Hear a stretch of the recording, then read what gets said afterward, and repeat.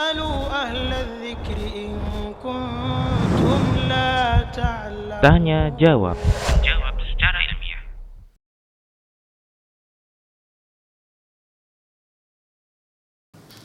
Taib ikhwah, azani Allah wa iyyakum, barakallahu fik.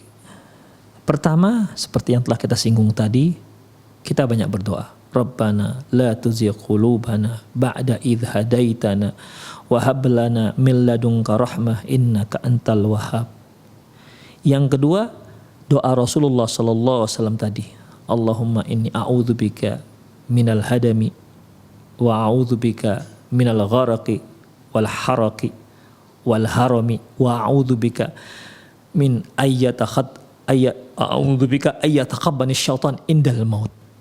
Ini doa yang diajarkan Rasulullah sallallahu alaihi wasallam, ya, agar kita terbebas dari gangguan setan ketika kita akan meninggal dunia.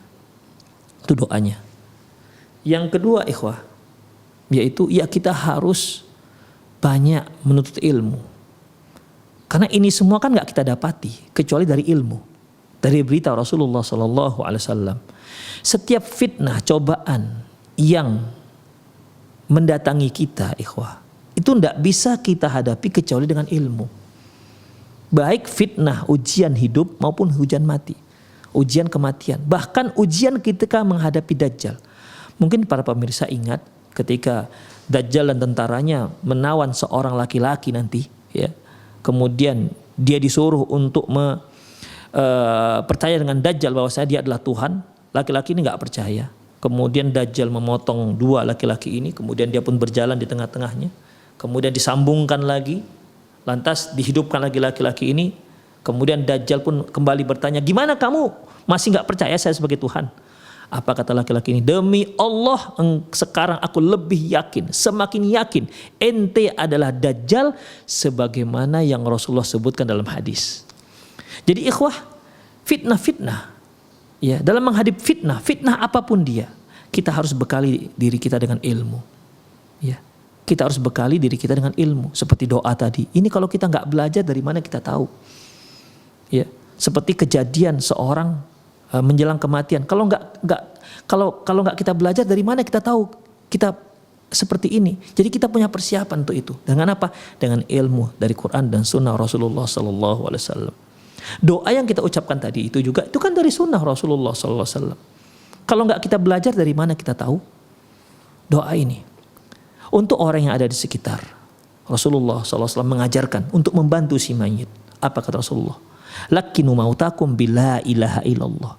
Talkinkan mayat kalian dengan kalimat la ilaha illallah. Fa innahu man kana fi akhir kalami la ilaha illallah dakhala jannah. Karena sesungguhnya barang siapa yang di akhir ucapannya la ilaha illallah, maka dia masuk surga. Dan ini paling enggak disukai oleh syaitan. Ya, paling enggak disukai oleh syaitan. Makanya kita yang hadir, kita talkinkan. Talkinkan di sini bukan hanya sekedar memperdengarkan la ilaha illallah, bukan begitu, tapi kita minta kepada si mayit, si yang sedang sekarat, Pak, Bu, ucapkan la ilaha illallah. Berharap kita ikhwah, semoga di akhir ucapannya adalah la ilaha illallah. Betapa besarnya pahala kita ikhwah, betapa besarnya ketika ternyata yang kita talkinkan di akhir ucapannya dia ucapkan la ilaha illallah. Insyaallah luar biasa. Itu pertolongannya luar biasa. Itu lebih berharga ketimbang miliaran yang kita berikan. Karena menyelamatkan dia dari api neraka ucapan itu. Lakinu mautakum bila ilaha illallah. Talkinkan orang yang sekarat kalian dengan kalimat la ilaha illallah. Sedikit tambahan ikhwah. Mautakum di sini artinya bukan mayat kalian. Karena ada kaum muslimin yang mentalkinkan setelah meninggal. Bahkan setelah di kuburan. Ini keliru ikhwah.